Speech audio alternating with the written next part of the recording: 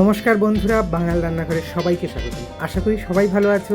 আজকে সম্পূর্ণ একটা নতুন রেসিপি, নিরামিষ রেসিপি নিয়ে এসেছি, পনিরের শাহি কোরমা। দেখো বন্ধুরা, আমি প্রথমেই বাজার থেকে এভাবে পনিরের পুরো বার কিনে নিয়ে এসেছিলাম। বারটাকে আমি এভাবে কেটে নিলাম। হ্যাঁ, এটা কিন্তু সম্পূর্ণ নিরামিষ রেসিপি। তোমরা যে কোনো নিরামিষের দিন বা ঠাকুরের ভোগে কিন্তু এই রেসিপিটি রান্না করতেই পারো। চলো তাহলে স্টেপ বাই স্টেপ, একটু স্কিপ না করে আমরা ভিডিওটা দেখে নিই।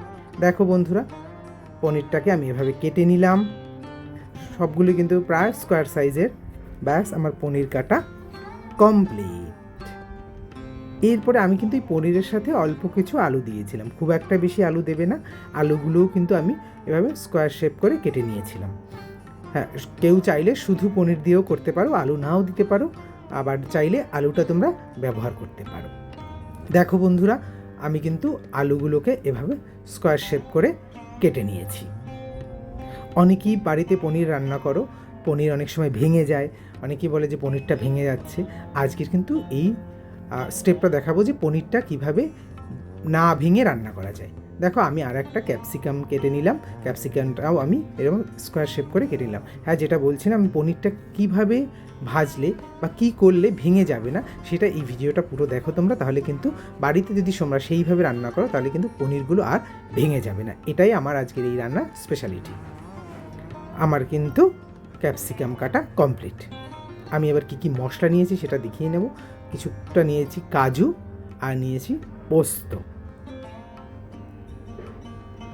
আমি এই কাজু পোস্ত আর সাথে নিয়েছি আমি আদা আর কাঁচা লঙ্কা। আমি কিন্তু এগুলোকে আগে থেকে এবার পেস্ট করে নিলাম। এবারে আমি একটা গরম ফ্রাই প্যানে তেল নিয়ে তার মধ্যে পনিরগুলোকে কিন্তু হালকা করে ভেজে নেব। হ্যাঁ, ভাজার পরেই হচ্ছে আমি যে কাজটি করব সেটা কিন্তু তোমরা অবশ্যই বাড়িতে করবে পনির রান্না করার সময়, তাহলেই পনিরগুলো আর ভাঙবে না। পনিরগুলো এভাবে একটু দেখো গোল্ডেন কালার করে ভেজে নেবে, খুব একটা বেশি ভাজার দরকার নেই। কী করেছি, আমি একটা পাত্রে আলাদা করে জল নিয়েছি, তোমরা ঠান্ডা জল বা গরম জল যে কোনো নিতে পারো। পনিরটা ভেজে এই জলের মধ্যে তোমরা চুবিয়ে দেবে। প্রত্যেকটা সম্পূর্ণরূপে পনির ভাজার পরে আমরা জলে দিয়ে দিয়েছি। আমি আলুগুলো যেগুলো স্কোয়ার শেপ করে কেটে নিয়েছিলাম সেগুলো একটু ভেজে নিলাম। এরপরে আমি একটা ফ্রাই প্যানে একটু সর্ষের তেল নিলাম। সর্ষের তেলে আমি কী ফোড়ন দিলাম, শুকনো লঙ্কা, তেজপাতা, এলাচ আর দারচিনি, এটা কিন্তু আমি ফোড়ন হিসেবে দিলাম। ফোড়ন দেওয়ার পরে আমি যে মশলাটা পেস্ট করেছিলাম কাজু আর পোস্ত, সেটাকে কিন্তু এবার এর মধ্যে দিয়ে দিলাম। আর দিয়ে দিলাম যেটা আদা আর কাঁচা লঙ্কা বাটা। এটা দেওয়ার পরে মশলাটাকে কিন্তু অল্প পরিমাণে একটু কষিয়ে নিতে হবে। যারা যারা আমার এই রান্নার ভিডিও দেখছো, কেমন লাগছে তোমাদের সবাই জানিও। তোমরা সবাই লাইক, কমেন্ট, শেয়ার করো। আর এই নিরামিষ রান্নাটা বাড়িতে কিন্তু অবশ্যই ট্রাই করো, আর বাড়িতে করার পর কেমন হয়েছে আমাকে জানিও। ব্যাস, আমার মশলাটা কিন্তু কষানোর পর আমি দিয়ে দিলাম অল্প পরিমাণে জিরের গুঁড়ো আর ধনের গুঁড়ো। আমি কিন্তু এই রান্নাটিতে কোনো হলুদ ইউজ করব না। এই মশলাগুলো দেওয়ার পরে আমি আবার মশলাটাকে আরেকটু ভালোভাবে কষিয়ে নেব। দেখো, এই রান্নাটা কিন্তু হালকা আঁচে করবে, না হলে কিন্তু মশলা পুড়ে যাওয়ার সম্ভাবনা থাকে। একটু অল্প পরিমাণে জল দিয়ে দিয়ে আমি কিন্তু মশলাটাকে ভালো করে কষাবো। দেখতেই পাচ্ছ মশলা বেশ সুন্দর কষানো হয়ে গেছে।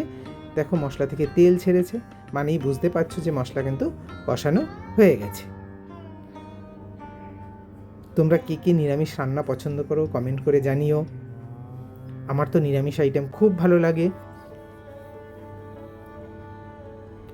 ব্যাস বন্ধুরা, আমার কিন্তু মশলা কিছুটা কষানোর পরে আমি যে ক্যাপসিকামগুলো কেটে রেখেছিলাম সেগুলো এর মধ্যে দিয়ে দেবো।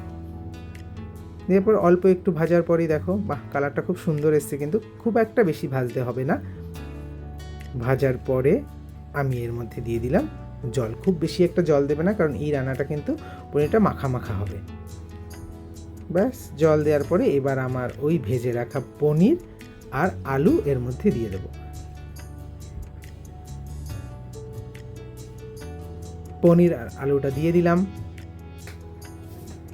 খুব একটা বেশি কিন্তু ফোটাতে হবে না, একবার ফুটে উঠলেই আমার কিন্তু রান্না প্রায় কমপ্লিট। তোমরা কে কে আমার ভিডিওগুলো দেখছো, আমার ইউটিউব চ্যানেলটা সাবস্ক্রাইব করে দিও যদি তোমাদের এই ভিডিওগুলো ভালো লাগে।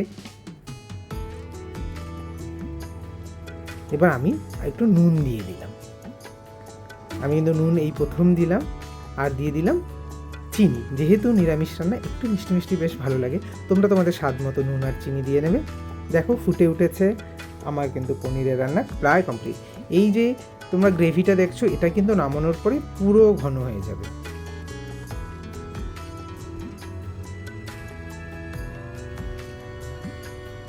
দেখতেই পাচ্ছ, ব্যাস রান্না কমপ্লিট। আমি দিয়ে দিলাম গুঁড়ো গরম মশলা।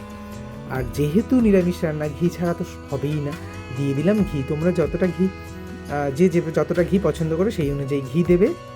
আমার কিন্তু রান্না কমপ্লিট। আমি আর একটু দিয়ে দিলাম এরপরে যেটা মেইন ইনগ্রেডিয়েন্টস, সেটা হলো কাসুরি মেথি। হ্যাঁ, অল্প পরিমাণ কাসুরি মেথি পাতা দিয়ে দিলাম, ব্যাস দিয়ে ঢেকে দিলাম। ঢেকে আমি গ্যাস বন্ধ করে দিলাম। আমার কিন্তু রান্না কমপ্লিট। এই যে দেখতেই পাচ্ছ। নমস্কার, সবাই ভালো থেকো।